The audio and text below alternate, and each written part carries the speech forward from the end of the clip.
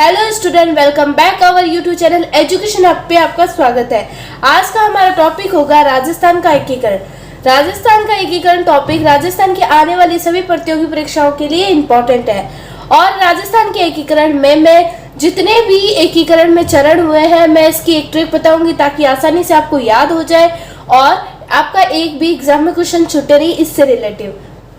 इसलिए आप हमारा वीडियो बिना स्किप किए हुए एंड तक देखना जरूर। चलो शुरू करते हैं आज का वीडियो। देखो राजस्थान का एकीकरण।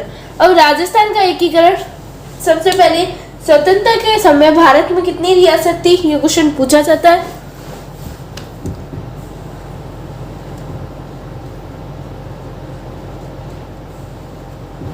स्वतंत्रता के समय भारत में रियासत कितनी रियासतें थी? 565 या ऑप्शन में मिल जाए 562। इन दोनों में से कोई एक ऑप्शन में मिलेगा। अब देखो इंपॉर्टेंट टॉपिक करेंगे इसमें। अब रियासत विभाग की स्थापना कब हुई थी? रियासत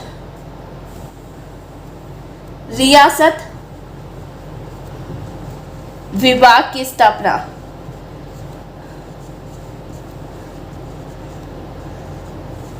कब हुई थी? 5 जुलाई 1949 को। रियासत विभाग की स्थापना कब हुई थी? 5 जुलाई 1949 को। अध्यक्ष कौन था? इसमें पूछा जाता है अध्यक्ष और सचिव। अध्यक्ष और सचिव। अध्यक्ष तो थे वल्लभ भाई पटेल।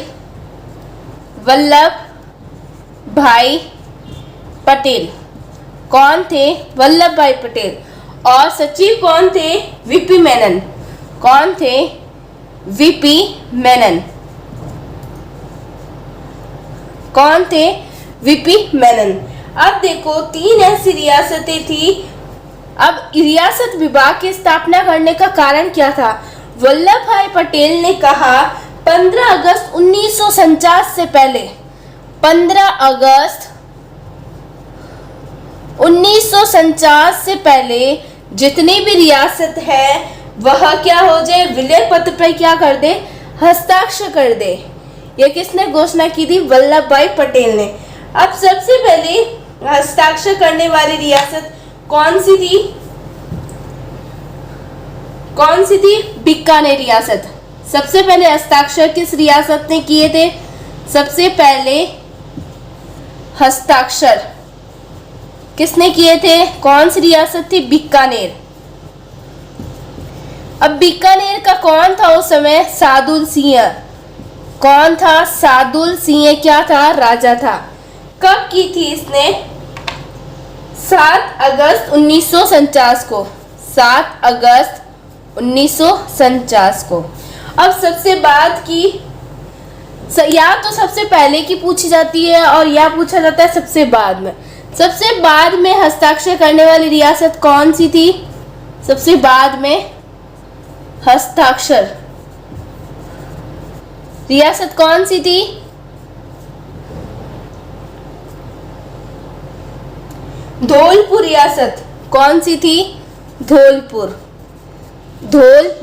कब किया था? धौलपुर का राजा था उदयभान। कौन था? उदयभान था। उदयभान। ठीक है, उदयभान था। कब की धौलपुर ने? 14 अगस्त 1949 को। आई बात समझ में? नेक्स्ट आगे चलते हैं। अब देखो राजस्थान की कुल 4 रियासत थी जिसने विलय पत्र पर हस्ताक्षर करने से क्या कर दिया था? मना कर दिया था। वह रियासत कौन कौन सी थी?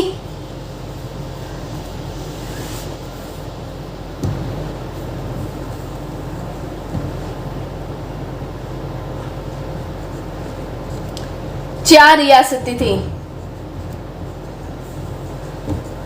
क्या किया था उन्होंने?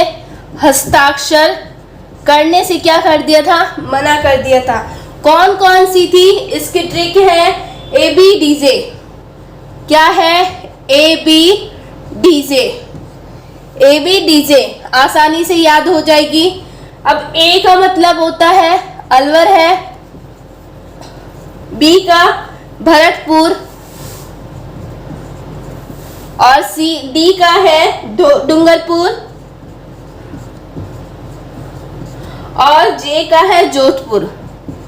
ये 4 रियासत थी जिन्होंने विलय पत्र पर हस्ताक्षर करने से क्या कर दिया था, मना कर दिया था। अब इसके राजा कौन कौन से थे, देखो अलवर का राजा था तेज, अलवर का था तेज सिंह। उस समय राजा कौन था, तेज सिंह। भरतपुर का था व्रजेंद्र सिंह, व्रजेंद्र सिंह। और डूंगरपुर का था लक्ष्मण, डूंगरपुर का क्या था, लक्ष्मण सिंह।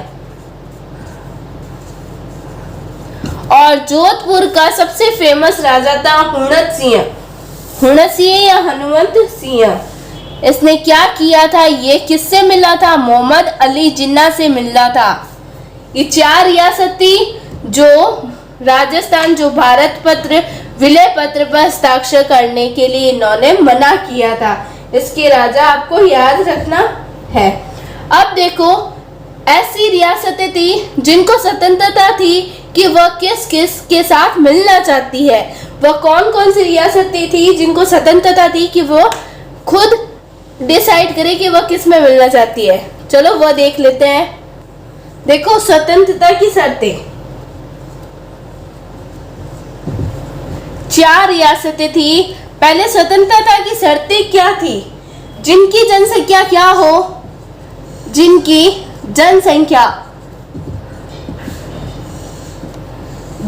जनसंख्या 10 लाख हो। क्या हो, 10 लाख। जनसंख्या कितनी हो, 10 लाख। और जिनकी वार्षिक आय कितनी थी, कितनी होनी चाहिए, वार्षिक आय कितनी होनी चाहिए, 1 करोड़। जिस रियासत की जनसंख्या 10 लाख है और वार्षिक आय 1 करोड़ है, उसे स्वतंत्रता थी कि वह किस में मिलना चाहती है। ऐसी राजस्थान की 4 ही रियासतें थी। कौन कौन सी थी 4 रियासतें,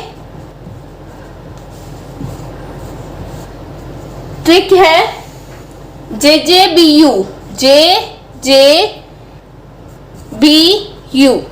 JJBU। जयपुर, जोधपुर, बीकानेर, और यू आता है उदयपुर। ये 4 ऐसी रियासतें थी जिनको स्वतंत्रता थी कि वह किस में मिलना चाहती थी। आगे चलते हैं। एकीकरण के समय राजस्थान का एकीकरण पहले तो कितने चरणों में हुआ, तो कहेंगे 7 चरणों में हुआ। उस समय रियासतें कितनी थी, 19 रियासतें थी और 3 ठिकाने थे। कितने ठिकाने थे, 3 कौन कौन से ठिकाने थे वह भी आपको पता होना चाहिए। कौन कौन सा, पहले तो निमराना, दूसरा कुशलगढ़, और तीसरा लावा। अब निमराना कहाँ है, अलवर में, और कुशलगढ़ है बांसवाड़ा, और लावा है टोंक में। ये क्या थी, 3 ठिकाने थे। अब देखो ठिकानों को क्या नहीं दी जाती थी, तोपों की सलामी नहीं दी जाती थी। खाली किसको दी जाती थी, रियासतों को। इन रियासतों में से भी 2 रियासतें ऐसी थी जिनको तोपों की सलामी नहीं दी जाती थी।